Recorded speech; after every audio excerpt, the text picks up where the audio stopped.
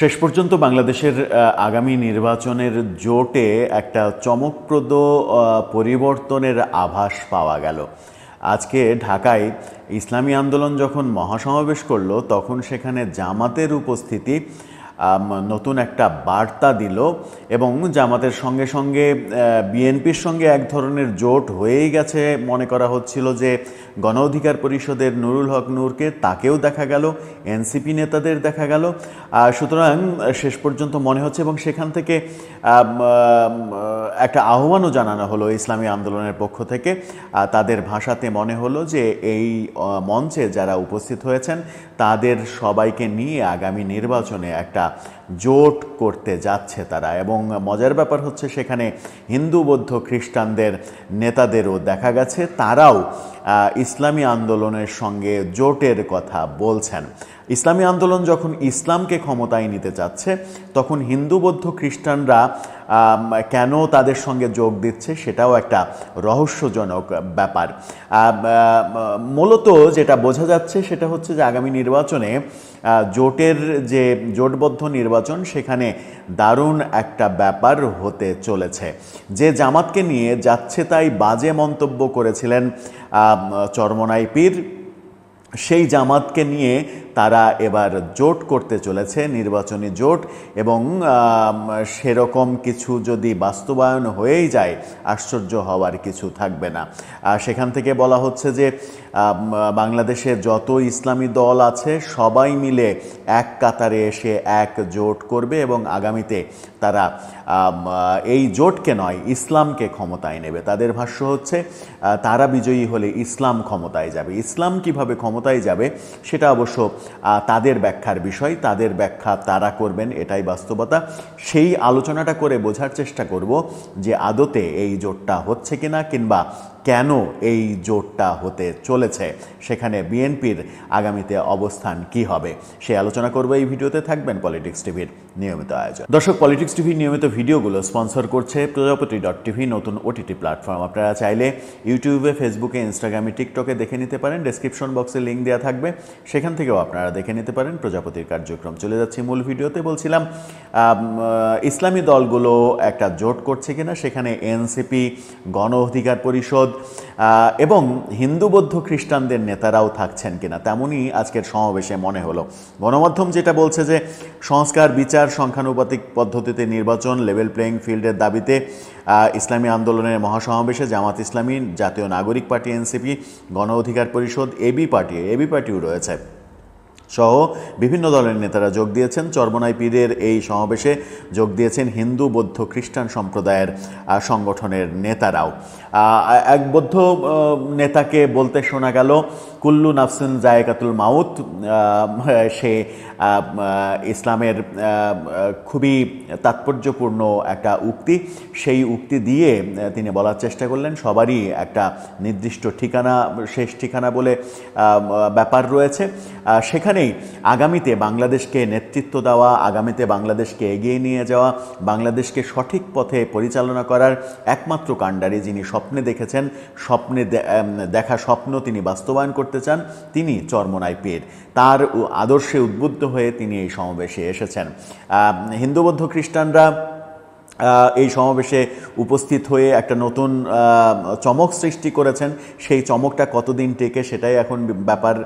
জামাতের পক্ষ থেকে 5 সদস্যের একটা প্রতিনিধি দল উপস্থিত হয়েছে, এনসিপির 3 সদস্যের প্রতিনিধি দল, গণ অধিকার পরিষদ, এবি পার্টি তারা অংশগ্রহণ করেছে এবং ভাবা হচ্ছে যে এরা সবাই মিলে একটা জোট করতে পারে। এবং চরমনাই পীর তার ভাষণে বলেছেনও যে মঞ্চে যারা উপস্থিত রয়েছেন তারা যদি বেইমানি না করেন তাহলে আগামীতে এই জোট নিশ্চিত করেই আগামী নির্বাচনে একতাবদ্ধ হয়ে নির্বাচন করবে এবং ইসলাম ক্ষমতায় যাবে। এই জোট ক্ষমতায় যাওয়া মানে ইসলাম ক্ষমতায় যাওয়া, এমনটা বলার চেষ্টা করলেন।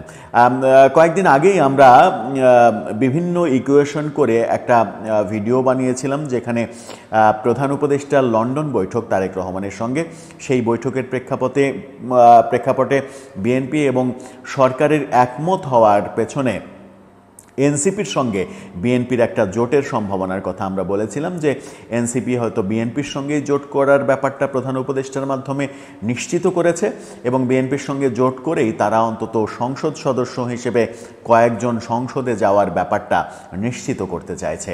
কিন্তু আজকে আবার ভিন্ন মেসেজ আসলো। সার্জিস আলম তার বক্তব্যে বললেন যে এখানকার উপস্থিত লাখো ছাত্র জনতা এরাই আমার জুলাই আন্দোলনের, শেখ হাসিনা পতনের আন্দোলনের অন্যতম কাণ্ডারি, অন্যতম সহযোগী। আপনারা ছিলেন বলেই এই আন্দোলন সফল হয়েছে। অর্থাৎ একটা বড় ক্রেডিট, বলা যায় যে বেশিরভাগ ক্রেডিটই ইসলামী আন্দোলনকে দিয়ে দিলেন সার্জিস আলম। রাজনীতির ভাষায় অনেক সময় অনেক কথাই তো বলে, কিন্তু এনসিপি কি সত্যিই এই ইসলামী আন্দোলন এবং জামাতের সঙ্গে জোট করতে চলেছে? যদি জোট করতে যায় তাহলে এনসিপির একটা লাভ হবে, সেটা হচ্ছে যে তারা বেশি আসন পাবে। যতগুলো আসন চাইবে তারা ছাড় পেতে ততগুলো আসনই পাবে। হয়তোবা সব থেকে বেশি আসন পাবে জামাত ইসলাম, তারপরেই হয়তো এনসিপি বেশি আসন পাবে। সেই ক্ষেত্রে এনসিপি 100-র বেশি আসনে নির্বাচন করতে পারে এই জোটে থাকলে, এরকম ব্যাপারও হতে পারে। কিন্তু বিএনপির সঙ্গে যদি জোটে যায় সেই ক্ষেত্রে 10-15টার বেশি সিট ভাগে পাওয়ার সম্ভাবনা নেই। সেই ইকুয়েশনে এনসিপি হয়তো লাভজনক ভাবছে ইসলামী দলগুলোর সঙ্গে জোটের ব্যাপারে। সেটা ভেবে যদি তারা নির্বাচন করে এবং নির্বাচনে বিএনপির সঙ্গে প্রতিদ্বন্দ্বিতা করে, তাহলে কি তারা বিএনপির সঙ্গে টিকে থাকবে, ধোপে টিকবে? কারণ ইসলামী আন্দোলনের বাস্তবতা কি? ইসলামী আন্দোলনের বাস্তবতা হচ্ছে বাংলাদেশের কয়েকটি জায়গায়, বরিশাল সহ কয়েকটি জায়গায়, 2-4টা জায়গায় তাদের কিছু ভোট রয়েছে, তাদের বেশ কর্মী সমর্থক রয়েছে। জামাত ইসলামের বাংলাদেশের প্রায় সব জায়গাতেই কর্মী সমর্থক রয়েছে। হয়তো 15-20টা জায়গায়, 15-20টা আসনে তাদের অবস্থান অনেক সুদৃঢ়, তারা সেখান থেকে ভোট করে বেরিয়ে আসার মতো সামর্থ্য রাখে। বাকি আসনগুলোতে তাদের ওই কর্মী রয়েছে, সমর্থক রয়েছে, কিন্তু প্রভাব বিস্তার করার মতো অবস্থান নেই। বাংলাদেশের বেশিরভাগ আসনেই ইসলামী দলগুলোর প্রভাব বিস্তার করার মতো অ্যাবিলিটি নেই। এনসিপি নতুন দল, তাদেরও প্রভাব বিস্তার করার মতো অ্যাবিলিটি তৈরি হয়নি।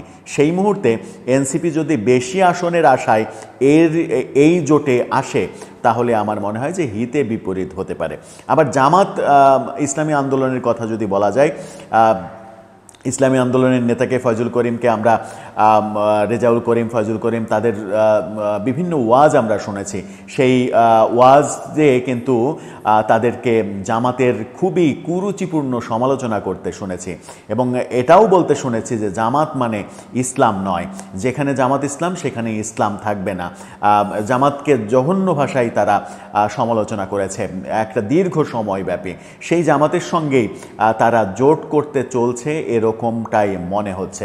তার মানে ব্যাপারটা কি? তার মানে ব্যাপারটা হচ্ছে যে ওই গতানুগতিক রাজনীতিতে যে শেষ কথা বলে কিছু নেই, রাজনীতিতে যে নীতি একটা স্থির জায়গায় থাকবে সেই ব্যাপার যে নেই, সেটা এই ক্ষেত্রেও প্রমাণিত হবে যদি তাদের মধ্যে জোট হয়, তাদের মধ্যে সমঝোতা হয়।